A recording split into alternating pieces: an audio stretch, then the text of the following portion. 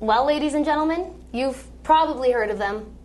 Who are we kidding? You have absolutely heard of them. They are Canadian icons, Blue Rodeo. They've sold over 4 million records. They've been inducted into the Canadian Music Hall of Fame, have a star on the Walk of Fame, multiple Juno Awards under their belt.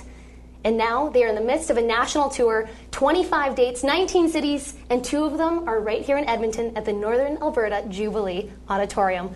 I am so lucky right now to get to sit down with Jim Cuddy, one of the lead vocalists of the band. We settled that. Yeah, Greg gets fired up, I've been told, if you say the lead vocalist, one of the songwriters and co-founder of the band. Thank you so much for sitting down with me. My pleasure.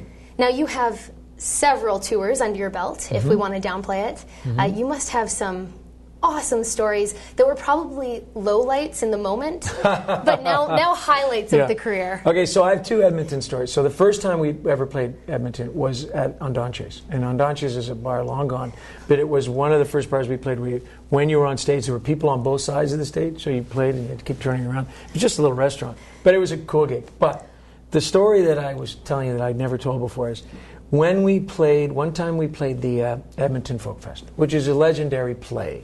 And we'd done it before, but we'd always been given a slot that was pretty safe.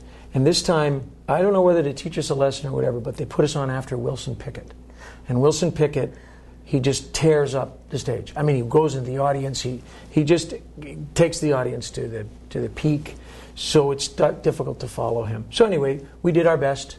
He went on late, so we had to shorten our set, and we couldn't get the audience up to the same level. So, okay, that was a failure. Okay. With the Edmonton Folk Fest, when you travel, you go back with everybody else. So I was in the back of a van with a bunch of volunteers, and they were all saying how badly we sucked. Oh, no. And they were saying, "Oh my God, wasn't Blue Rodeo horrible tonight?" And they said, "Oh, Wilson Pickett was so great. I thought they were really boring." And I'm in the back, in the dark, going, "Oh, this is like the day that will never end." It was almost like being at your funeral, because people are speaking people are saying honestly. Horrible things about you. It's true. It was definitely like being at your own funeral. It was only a couple years ago, 2012, over 2013. You had your 25th anniversary celebration tour. Yeah. That must have been a time of some serious reminiscing, looking back over the years. When you were talking about things, what did you find most surprising about either the changes within the band or in the industry itself? Well, those are big questions. I think that we had up to that point. So the Hall of Fame and the 25th anniversary. Those were the first times that we allowed ourselves to reminisce as a band, as a collective. I'm always at reminisce. I mark every date, but the rest of them are kind of stoic about it, and nobody really talked about it. We tell stories, but I think that was the point at which we started to look back and think of how innocent we were at the beginning, and think of how the record industry had changed. I mean, I remember sitting in a room where they had a little pie chart, and they showed how cassettes were eating into album sales. And so we think, look at that, and now it's all digital and it's crazy. But I think that we were proud, not necessarily just of ourselves, but that there wasn't really a Canadian music industry when we started. There were Canadian bands, but they were usually signed out of somewhere else. And now it's unimaginable that there never was a Canadian music industry. Canadians love their own music, and there's every kind of music you'd want. So it's, it was a nice time of reflection. I'd say you guys are timeless. I can listen to Head Over Heels over and over and over again, and I have been for over 20 years, right? But for you, when you're touring as much as you are, it can't feel timeless for you when you get up on the stage and you have to sing Head Over Heels again for the 7,000th time. How do you get up there for a live performance and sing it with the same kind of energy like it's a brand new song again?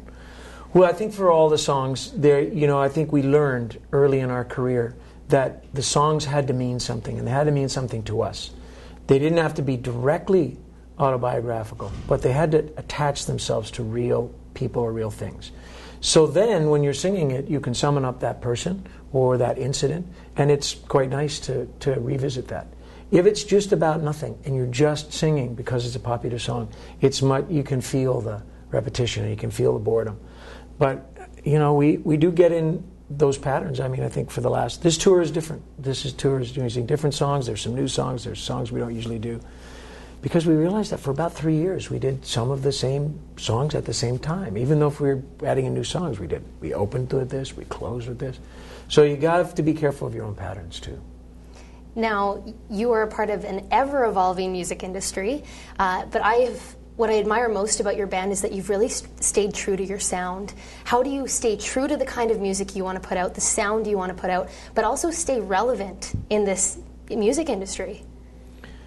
Well, we started out irrelevant, right? Because we came out at a time when there were hair bands were the biggest bands in the world. And so a band like us was just, it was so left field that it didn't matter to us because we'd been chasing record contracts for about 5 years at that point. We just thought this is an absolutely pointless thing to do. We're wasting our time. Let's just make the music we like. And if we're only popular in the Horseshoe in Toronto, that's okay. So, which is a great bar. Which is a great bar. Still is a great bar. But I think that was a good thing to do because maybe what people didn't want was they didn't want to hear more of the same music that was already out. So something that was unique and stuck out had a chance. And like it or not, if you stick out by being not like everybody else, it's a good thing. So I think that was a good learning experience for us. And absolutely, when we started, nobody had a record company except for Joanne Kading, who was the publicity person. No one understood us. They didn't think we were going to be popular. As we sold more records, we gradually met people higher and higher in the company. We didn't meet the president when we were signed. We didn't meet the president until we went platinum. And then all of a sudden, he's our best friend. So we learned a lot about the industry. And I think that for us, that cemented some wisdom about the industry. Don't follow trends unless there's something there that you really like and want to attach yourself to. Just sort of be yourself. We have a very broad palette. We can do a lot of styles of music. So we don't ever lack for inspiration or songs to do. So we're always going to be different. When we're talking about the humble beginnings, one of my favorite stories I think I've ever heard was about how Baz came to be a part of the band. Can you talk about that posting? Yeah, so we put an ad in the Now magazine, which is the sort of the weekly in Toronto, and it said, if you've lost, 10 years to drinking and dropping acid and looking good and can still keep time, give Jim or Greg a call on our phone numbers. And so Basil called, well, Greg didn't get in touch with him, but he called my home and got in touch with my wife, and Rena said, call back when Jim's here. And he said, no, I want to just leave a message. So she wrote down Basil and wrote down his phone number, and then ultimately Cleve Anderson, who's our drummer at that time, had worked with Basil and Heard, and he brought him in. And I said, oh, this is the Basil. I have this guy's number in my book that my wife told me like 5 days later it was there. So we still have that book. So Basil did answer that ad, even though he was brought in by Cleve. He actually thought, maybe I'd like to play with these guys.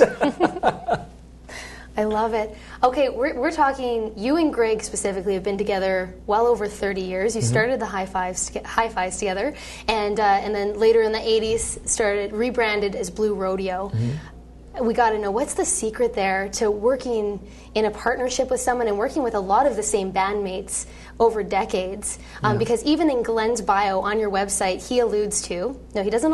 he comes out and says there's been a lot of epic blowouts, heated debates, and hissy fits. Again, his words, not mine. I think that's very accurate. I think that if you're gonna work closely with people, especially in a creative endeavor, so people are exposed and sensitive, you're gonna have a lot of upset feelings.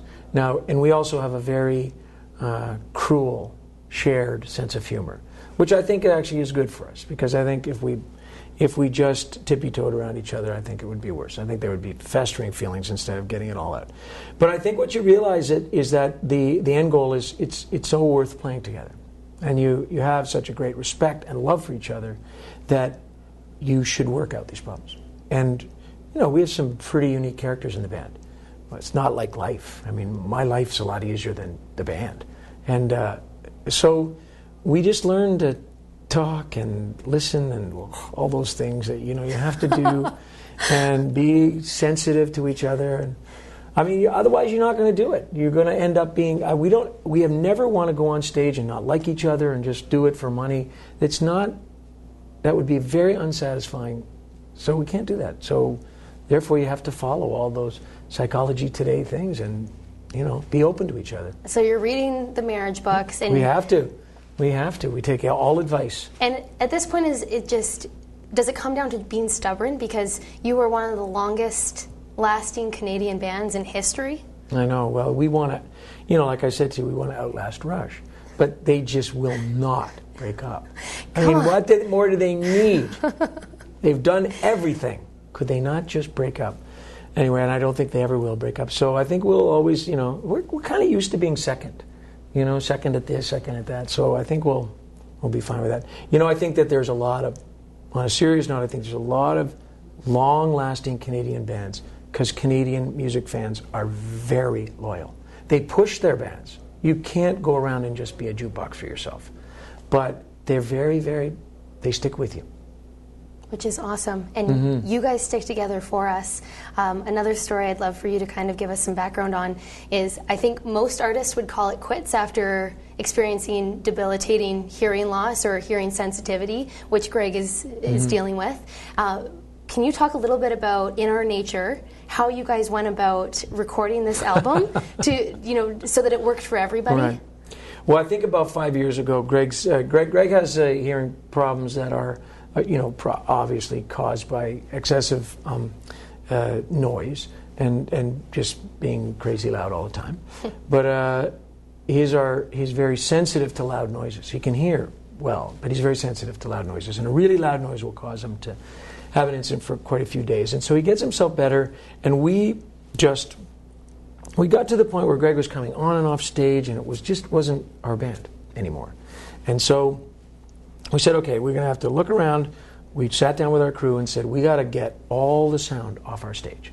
So however we do it with remote amps or whatever, so now you can walk across our stage and you could talk normally. There's very little sound. So everything is off stage in isocams, and then it comes back to us through our ears. So that makes it possible for Greg to be out there. And when we were making In Our Nature, we do it, I guess we did it both at our studio and at Greg's. When you're at Greg's, he's got a farmhouse, so you're in individual rooms, just little farmhouse rooms, leaky windows and all kinds of stuff. And he has his own little setup. He's got a nice comfy chair, and he's got 2 speakers in front of him.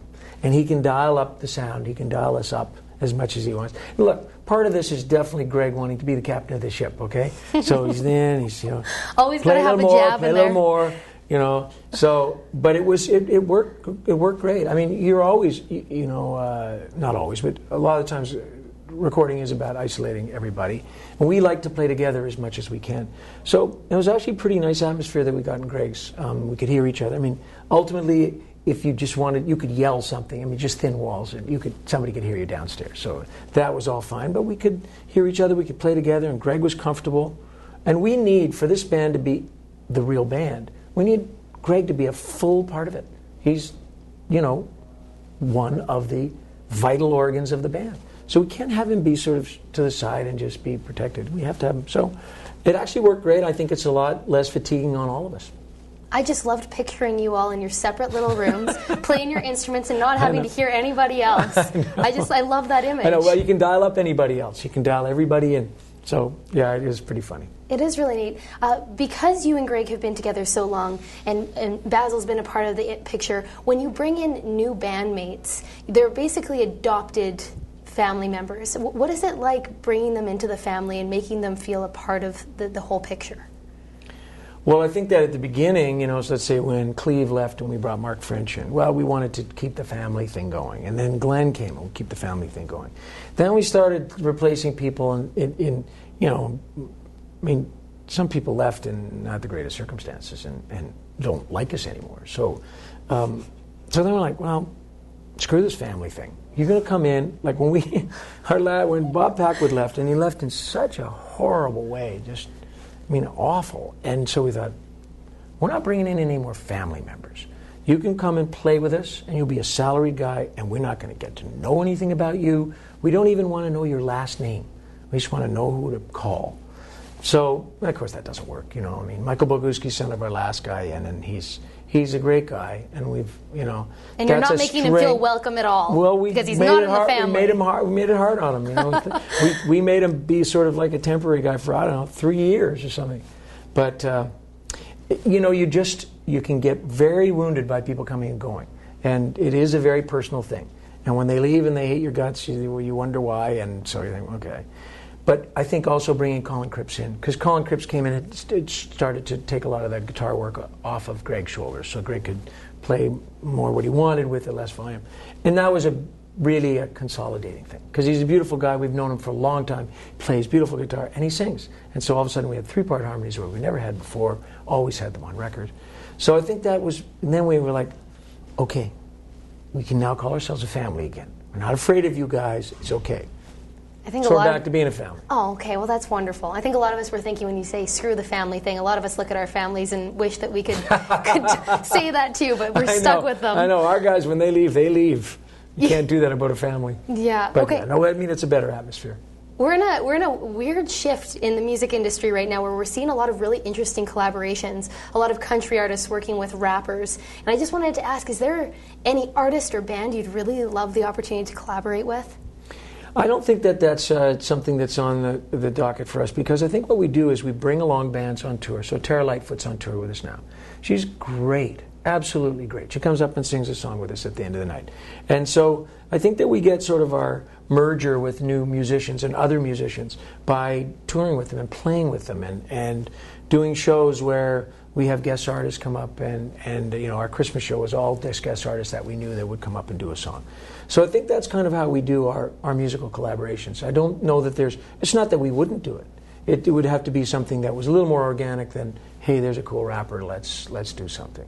And you know, sometimes those things they feel very commercial. You don't think that these two people just ran into each other at a party and said, you know, I love your work. Oh, you can dream. Yeah. There are, you know, I've sung, look, I did stuff with Classified, and I mean, those things happen, but they happen, I mean, that one happened because we played in the Juno Cup together. So they do happen organically. Okay, and I guess in closing, what's next for Blue Rodeo after this tour is wrapped? Well, we'll make a record this year, so we're doing a few new songs in the set. So we'll make a record this year, and we will be touring the summer, and then we'll just have a full release in the fall. Wow. Ladies and gentlemen, Jim Cuddy, thank you so much. If you want to hang out with this wonderful human being from a distance, because you'll be in the audience. I was wondering about that. What are we doing? You get to get everyone up on stage.